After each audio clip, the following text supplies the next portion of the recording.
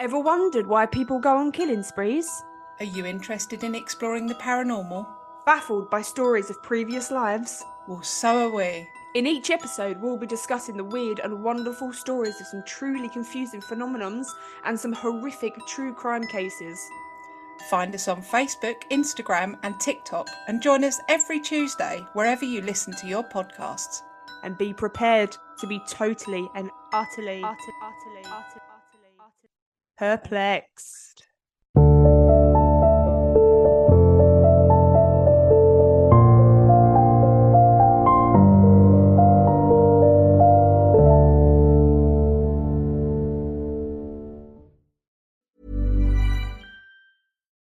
Optimize your nutrition this year with Factor, America's #1 ready-to-eat meal service. Factor's fresh, never-frozen meals are dietitian-approved, ready to eat in just 2 minutes. Choose from 40 weekly options across 8 dietary preferences, like Calorie Smart, Protein Plus, and Keto. Eat smarter at factormeals.com/listen50 and use code LISTEN50 for 50% off plus free shipping on your first box. Factormeals.com/listen50, code LISTEN50.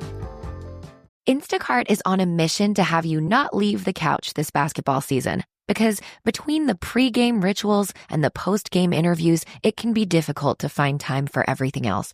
So let Instacart take care of your game day snacks or weekly restocks and get delivery in as fast as 30 minutes. Because we hear it's bad luck to be hungry on game day. So download the Instacart app today and enjoy $0 delivery fees on your first 3 orders. Service fees apply for 3 orders and 14 days, excludes restaurants. BetterHelp Online Therapy bought this 30-second ad to remind you right now, wherever you are, to unclench your jaw, relax your shoulders, take a deep breath in and out. Feels better, right? That's 15 seconds of self-care. Imagine what you could do with more. Visit BetterHelp.com/randompodcast for 10% off your first month of therapy. No pressure, just help. But for now, just relax. Buried Alive. I'm Jason Horton. I'm Rebecca Lieb. And this is Ghost Town.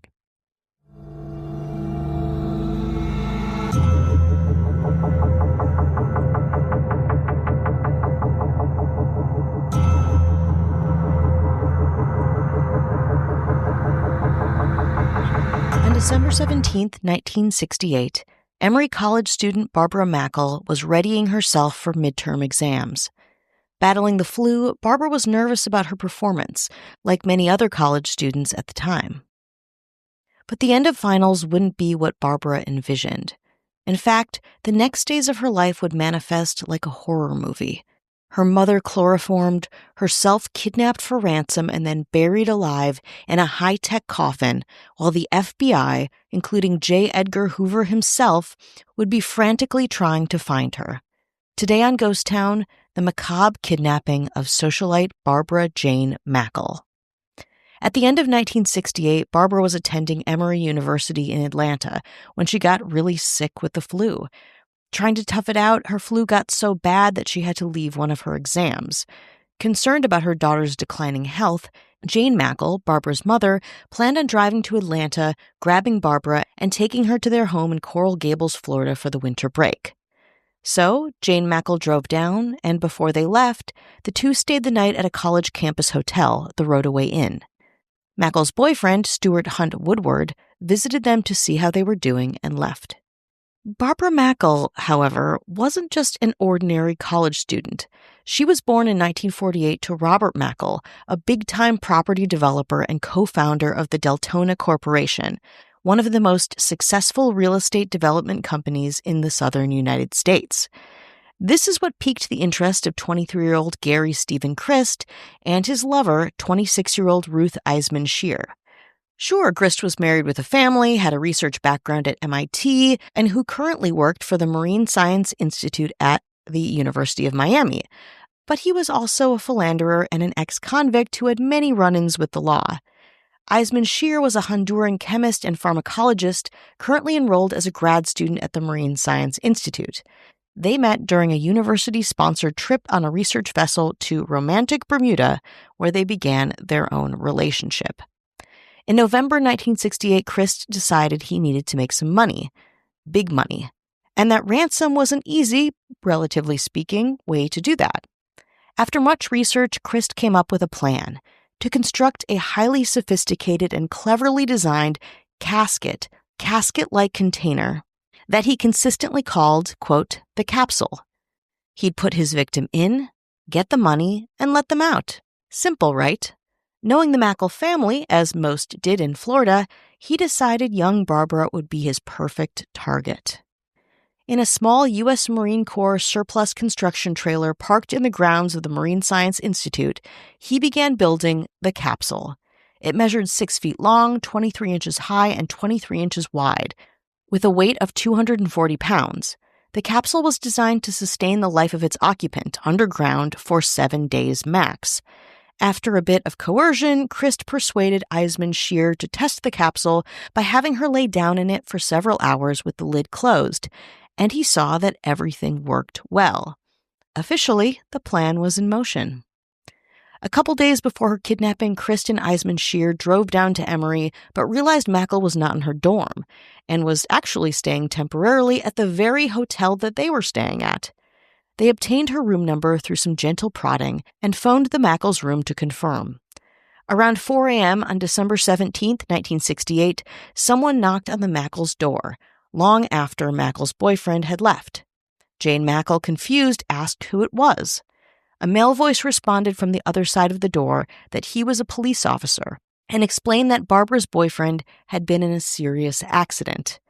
Christ had done his homework and mentioned Woodward's name, so Jane Mackle felt comfortable and opened the door. Christ, in a police hat and carrying a rifle, rushed in with Eisman Shear. Jane Mackle was forced onto the bed, face down, tied up, gagged with duct tape, and half chloroformed. Wearing only her nightgown, Barbara Mackle was taken into the freezing cold, the two kidnappers and their victim arriving at a densely wooded area where they had buried the capsule in a 6.5-foot-long by 4-foot-long deep hole, a gravesite, as it were. Ruth injected the terrified Mackle with a tranquilizer, which she had prepared to facilitate getting her into the capsule. The capsule itself contained a sleeping pad and blankets. The food provided inside was carefully selected to have Mackle with an adequate amount of nutrients for a few days. No detail was overlooked. A chemical toilet, albeit a crude one, was supplied with toilet tissues and even Kotex sanitary napkins in case Mackle needed them. After placing Mackle in the capsule, the lid was secured with 20 heavy-duty 3.5-inch screws. It would have been escape-proof for anyone, much less a slightly built girl suffering with the bad flu. Finally inside, unsure of whether she'd make it out alive or not, Mackle received typewritten instructions. Here are some highlights of those instructions found inside the capsule. Do not be alarmed. You are safe. You are presently inside a fiberglass-reinforced plywood capsule buried beneath the ground near the house in which your kidnappers are staying. Your status will be checked approximately every 2 hours. The capsule is quite strong. You will not be able to break it open.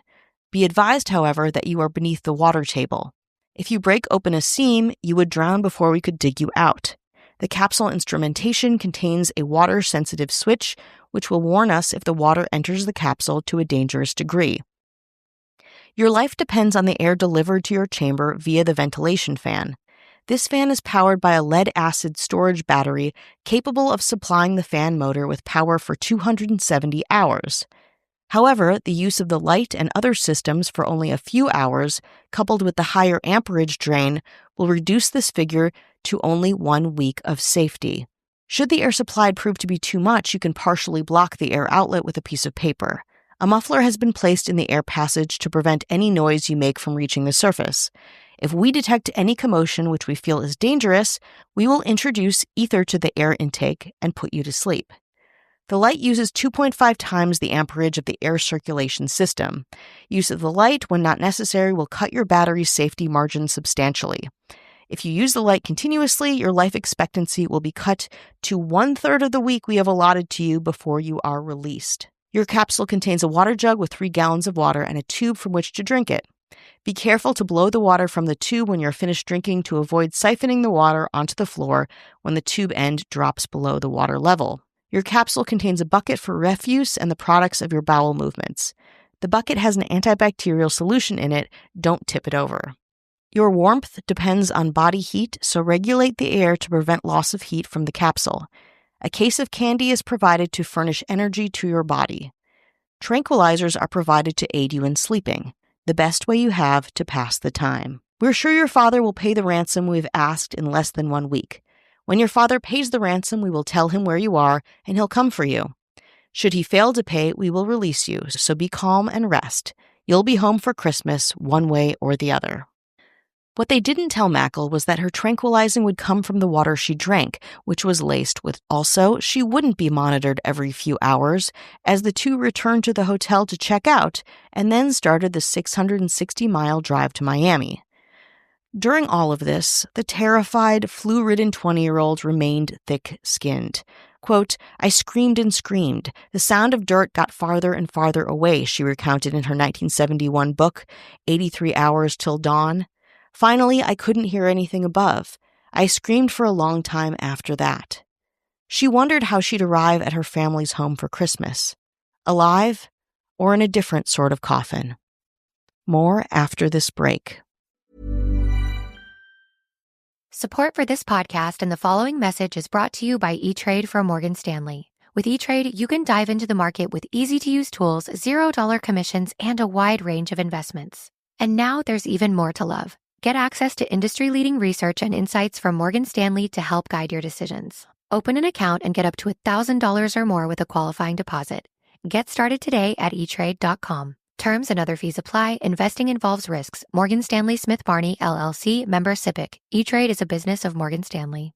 This Mother's Day, show the moms in your life just how much they mean to you with a stunning bouquet from 1-800-Flowers.com. For almost 50 years, 1-800-Flowers has set the standard for high-quality bouquets. Right now, order early from 1-800-Flowers and save up to 40% on gorgeous bouquets and one-of-a-kind arrangements guaranteed to make her day. Save up to 40% today at 1-800-Flowers.com/ACAST.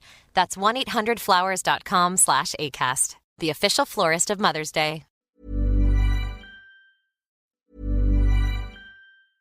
This Mother's Day, show the moms in your life just how much they mean to you with a stunning bouquet from 1-800-Flowers.com. For almost 50 years, 1-800-Flowers has set the standard for high-quality bouquets. Right now, order early from 1-800-Flowers and save up to 40% on gorgeous bouquets and one-of-a-kind arrangements guaranteed to make her day. Save up to 40% today at 1-800-Flowers.com/ACAST. That's 1-800-Flowers.com/ACAST. The official florist of Mother's Day. BetterHelp Online Therapy bought this 30-second ad to remind you right now, wherever you are, to unclench your jaw. Relax your shoulders. Take a deep breath in and out. Feels better, right? That's 15 seconds of self-care. Imagine what you could do with more. Visit betterhelp.com/randompodcast for 10% off your first month of therapy. No pressure, just help. But for now, just relax. Hi, hello, how are you? How are you doing? Hello out there. We're checking in. This is the check-in. You know what's happening right now. We're doing it. Do you like it? Not particularly, but we're doing it. We carry on. You know what I mean? Brave. Bravely trudging through another break. Mm-hmm. You know what I want to do? I want to give. Obviously, we're talking about our government, but I think today we're going to talk about our extended government. I'm going to throw them in there a little bit. I like that. I want to talk about. Okay, we have our governor, of course. We have our mayors, of course. Of course. But there's people that have to answer to the governor and mayor, even though they're high up on the food chain, is the ghost alderman. Oh, I like this little pivot. I'm intrigued. Yeah, I want to just throw it out there for today. Just like I'll throw a little. I like that. I just want to honor them. And I think what got me into that is because I guess on Patreon, Mm-hmm. other Patreon accounts can recommend another Patreon, and one of our favorite podcasts, Swindled, Mm-hmm. recommended us. A little Aw. thing popped up, and they recommended us as somebody you might want to patronize. And we obviously do that for them. We are subscribed, been longtime subscribers. People talk about ads and not like listen to them. Listen, I listen to Swindled on Patreon because I don't want to hear the ad. So I'm with you. I get it. I'm also of that mindset. So, but I pay heavily for it. It's $7,000 a month, but it's worth it. Every to do. penny. I'm very rich. So thank you to Swindled. Yeah, for that. We love them. I'm just going to shout out Ghost Alderman, and then we're going to just shout out the rest. This is going to be a shout out day. Little shout out day. Some names you may not have heard. New blood. Yeah. So here are the Ghost Aldermen. Carrie Voorhis. Hello. You think I'm saying that right? It's either Voorhees or Voorhis. This one, I know what their name is because it's kind of deep within the data, but the name they go by is Beat Gen Xer, and I don't know if they don't want their name out there, so I'm just going to say Beat Gen Xer as a fellow Gen Xer. Hello. Hi. And Paula Townsend. Hello. Their alderman. Matthew Clemens LeRae. Alderman. Love it. A hit. Classic. Hitmaker. And that would be our alderman. And I mean, the mayors. Mm-hmm. You know those mayors. Mm-hmm. Got to say their names a little bit differently. Got to say their names a little bit differently. Little Ashley Matson. Hello. Little Kat Giselle. Howdy. Little Kelly Meehan. Hey. Little Marissa Rothermel. Bonjour. Little Chris Hernandez. Hola. The fact that I'm saying Lil and Little is great. very weird. It's great. It's a term of endearment. Yeah, it's not you're anything else. You're adorable to us in a way that is we really respect. But also you're cool and you're rock. Yeah, you're fucking great in every way. Yes. That's a little. And at the top of the food chain. Mm-hmm, mm-hmm. Way more top than the Pope is. Oh, Pope? Pope who? Who decides who the new Pope is? You know what I mean? She does.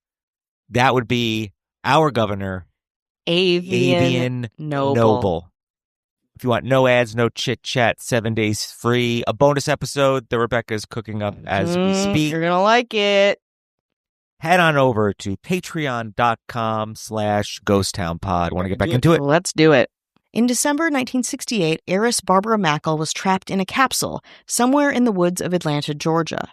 Her captors, Gary Christ and Ruth Eisman Shear, were headed to Miami. At 9:30 a.m., Christ telephoned the Mackle residence and informed a house guest where to find a ransom note that they had placed there on Thursday, December 12th, just days before heading to Atlanta. The note was a Xerox copy of a 4.5-page, uniquely explicit, typewritten ransom demand note in a glass tube, buried under a rock near a palm tree in the Mackles' home garden. In essence, it explained that their daughter had been buried alive in an escape-proof capsule and that the capsule would sustain her for no longer than 7 days. The note demanded $500,000 in $20 bills for her release. Arriving in Miami at 3 a.m. on Wednesday, December 18th, mailed a piece of jewelry of Mackle's, a gold ring, and a Polaroid photo he had taken of her by the burial site to the Mackle family. This famous photo would haunt Barbara Mackle for the rest of her life. A photo of a young girl in a coffin-like space, grinning vacantly, holding a printed sign to her chest that read a single word: kidnapped.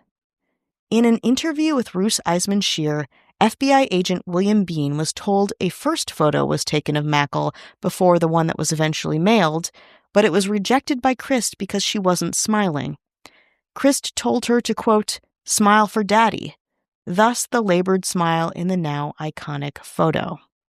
Christ and Eisman Shear moved into a house trailer formerly occupied by Christ's family, whom he had separated from and sent to live with his soon-to-be ex-in-laws in California. Then they waited. Of course, the Mackles had the money soon after receiving the note. They were a big deal, as Christ had known, with Robert Mackle being personal friends of the then-President-elect Richard M. Nixon. In fact, they had built for President Nixon one of the penthouse units at their second high-rise condominium on Marco's Beach.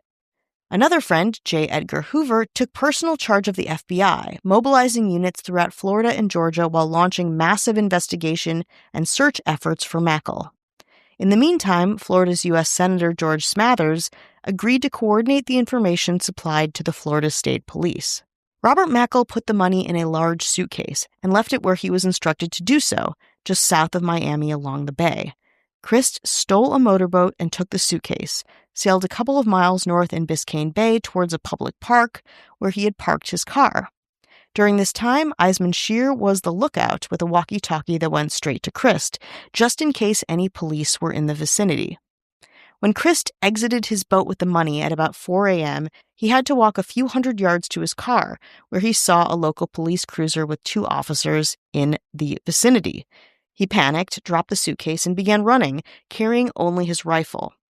One officer pursued him, firing 2 shots at Christ and noting that he was armed, but he didn't know if he hit him or not. It's certainly fortunate for Mackle that these shots missed Christ, because if he had been killed, Mackle would very likely have died in her chamber, since Christ alone knew its precise burial place. Eisman Scheer was waiting for Christ at a prearranged rendezvous point, but he never showed. Thinking he took the money and ran, she dropped her walkie and took a bus from Miami to Houston, where she went on the run. In his own getaway, Christ also dropped his walkie. His car was seized by the FBI, who were now alerted to the activity and the money. Things were unraveling, who were now alerted to the activity in the area and the trajectory of Christ's fleeing. Things were unraveling fast. At 9 p.m., Christ appeared at a boat supply company in Palm Beach, Florida, and purchased a motorboat he paid $2,800 in ransom cash for. Then he called the FBI to explain that he was Barbara Mackle's kidnapper and provided directions to Mackle's captive site. Then he motorboated away. About 50 agents were dispatched to the scene. Unfortunately, none of them thought to bring a shovel for Mackle's excavation. The directions were somewhat vague and explicit. When agents arrived at the wooded area around 1:30 p.m., they searched randomly for a few hours without success. At about 4 p.m., as dusk approached, one agent discovered what appeared to be a little freshly dug soil. When all of them started digging, they heard some muffled, thumping noises like someone pounding on a wall. Digging with sticks, boards, hands, and the irons, the FBI removed 18 inches of brush of soil from the surface of the capsule and opened the capsule with makeshift tools. According to FBI agent William Bean, when they found Mackle, quote, "A cheer went up when she was found to be alive. In a weakened condition, she was lucid, but she could not stand up. Her first comment to her rescuers was, quote, 'You guys are the handsomest men I've ever seen.'" After an examination from a physician at a nearby FBI agent's house, Mackle mentioned she repeatedly sang every church hymn she could remember while entombed in the capsule to keep her sanity. She was soon after reunited with her father because he was notified by FBI Director himself, Edgar Hoover, of her recovery and her condition. Of course, the search for Christ continued. He was eventually spotted in a boat south of Fort Myers in the Gulf of Mexico, headed north. Christ landed on the beach of a small, uninhabited island called Hog Island, where he stuffed some cash in his pockets and ran ashore, where eventually he was arrested. Ironically, the island was once owned by none other than Barbara Mackle's own father. Christ was extradited to Atlanta to be tried for kidnapping, a capital crime under Georgia's laws. On December 28th, Ruth Eisman Scheer was placed under the FBI's most wanted list, the first time a woman had ever been placed on that list. She was found when she was fingerprinted while applying for a job as a nurse at a hospital in rural Oklahoma, and arrested at her current job working as a car hop at a local restaurant. On May 26th, a jury found Christ guilty of kidnapping and recommended mercy, thus saving him from the death penalty. He was sentenced to life in prison. He was actually, after 10 years, released from prison and began studying medicine in the Caribbean.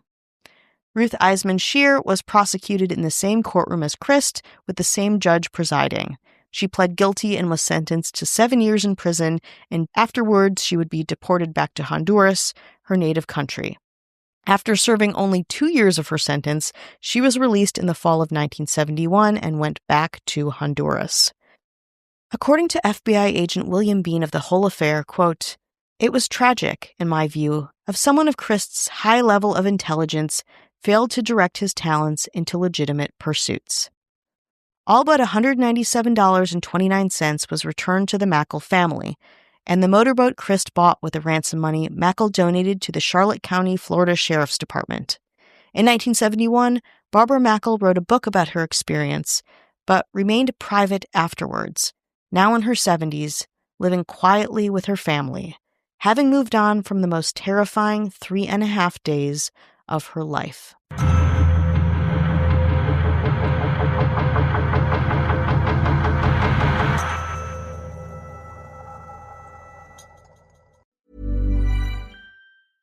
Moms deserve our very best, especially on Mother's Day. There's only one place I trust to deliver high-quality, mom-approved rose bouquets. 1-800-Flowers.com. This year, 1-800-Flowers wants to make sure all the mothers in your life get the best, with double the roses for free. When you buy 1 dozen, they'll double your bouquet to 2 dozen roses. To claim the double roses offer, go to 1-800-Flowers.com/ACAST.